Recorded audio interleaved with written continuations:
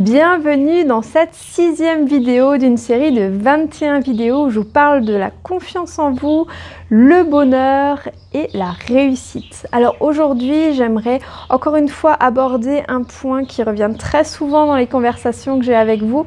Donc c'est de dire, oui, les autres réussissent, mais est-ce que moi je vais réussir? Et ils ont peut-être eu de la chance de réussir, ils avaient peut-être des bonnes clientes, elles avaient peut-être les personnes qui les entourent, tout ça, mais est-ce que moi je vais réussir? Alors, ce qu'il faut savoir, c'est que tout le monde se pose cette question.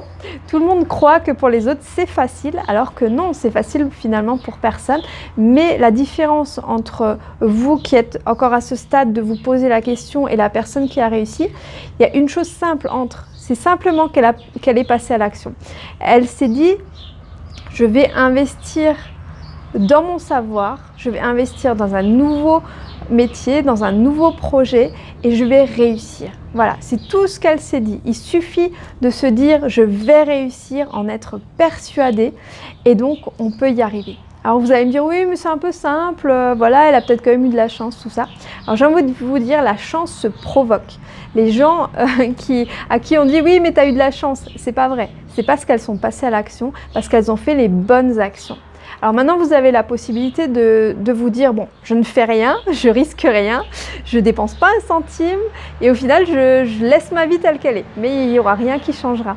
Vous aurez toujours encore cette idée en tête de vous dire, et si je l'avais fait, qu'est-ce qui se serait passé? Est-ce que j'aurais rentabilisé la formation? Est-ce que j'aurais des clientes? Est-ce que ces clientes m'auraient considéré comme quelqu'un d'important pour elles? Est-ce que... Voilà, parce que moi, c'est le cas à l'Institut.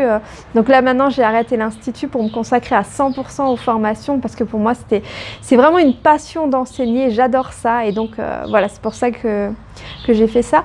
Mais c'est vrai que j'ai travaillé quand même pendant 12 ans à l'Institut, enfin dans l'Institut que j'ai créé.